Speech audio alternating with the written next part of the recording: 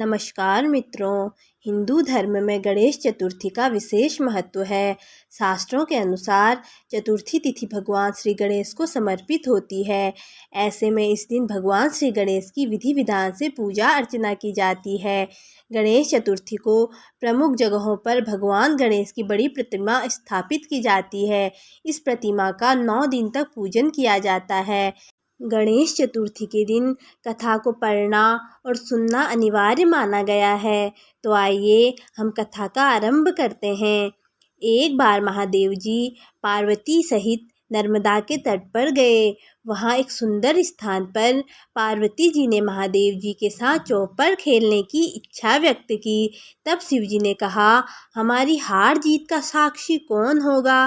पार्वती जी ने तत्काल वहाँ की घास के तिनके बटोरकर एक पुतला बनाया और उसमें प्राण प्रतिष्ठा करके उससे कहा, बेटा हम चौपर खेलना चाहते हैं, किंतु यहाँ हार जीत का साक्षी कोई नहीं है। अतः खेल के अंत में तुम हमारी हार जीत के साक्षी होकर बताना कि हम में से कौन जीता और कौन हारा। खेल आरंभ हुआ। देवयोग से तीनों बार पार्वती जी ही जीती। जब अंत में बालक से हार जीत का निर्णय कराया गया तो उसने महादेव जी को विजयी बताया। परिणाम स्वरूप पार्वती जी ने क्रुद्ध होकर उसे एक पांव से लंगड़ा होने और वहाँ के कीचड़ में पड़ा रहकर दुख भोगने का श्राप दे दिया। बालक ने विनम्रता पूर्वक कहा, माँ मुझसे अज्ञानवश ऐसा हो गया है। मैंने किसी कुटिलता या द्वेष के कारण ऐसा नहीं किया।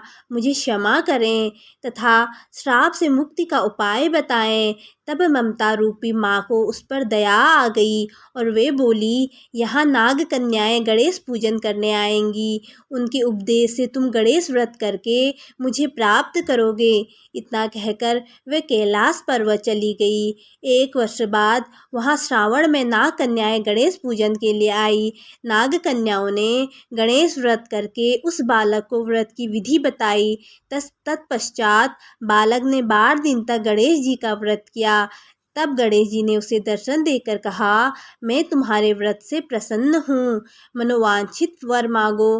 बालक बोला, भगवन मेरे पाँव में इतनी शक्ति दे दो कि मैं कैलाश पर्वत पर अपने माता पिता के पास पहुँच सकूँ और वे मुझ पर प्रसन्न हो जाएं। गणेश जी तथास्तु कहकर अंतर्ध्यान हो गए। बालक भगवान शिव के चरणों में पहुंच गया। शिव जी ने उससे वहां तक पहुंचने के साधन के बारे में पूछा। तब बालक ने सारी कथा शिव जी को सुना दी। उधर उसी दिन से अप्रसन्न होकर पार्वती जी शिव जी से विमुख हो गई थी। तत्पश्चात भगवान शंकर ने भी बालक की तरह 21 दिन तक श्री गणेश का व्रत किया, जिसके प्रभाव से पार्वती जी के मन में स्वयं महादेव जी से मिलने की इच्छा जागृत हुई। वे शीघ्र ही कैलाश पर्वत पर आ पहुंची। वहां पहुंचकर पार्वती जी ने शिव जी से पूछा, भगवन आपने ऐसा कौन सा उपाय किया जिसके फलस्वरूप मैं आपके पास भागी भागी आ गई हूँ? शिव जी ने गणेश व्रत का इतिहास उनसे कह दिया। तब पार्वती जी ने अपने पुत्र कार्तिकेय से मिलने की इच्छा से 21 दिन पर्यंत 21-21 की संख्या में दूर्वा, पुष्प तथा लड्डुओं से गणेश जी का पूजन किया। 21वें दिन कार्तिकेय स्वयं ही पार्वती जी से आ मिले। उन्होंने भी माँ के मुख से इस व्रत के बारे में जाना और व्रत किया। कार्तिकेय ने यही व्रत विश्वामित्र जी को बताया। विश्वामित्र जी ने व्रत करके गणेश जी से जन्म से मुक्त होकर ब्रह्म ऋषि होने का वर मांगा। गणेश जी ने उनकी मनोकामना पूर्ण की। ऐसे हैं श्री गणेश जी जो सबकी मनोकामनाएं पूर्ण करते हैं।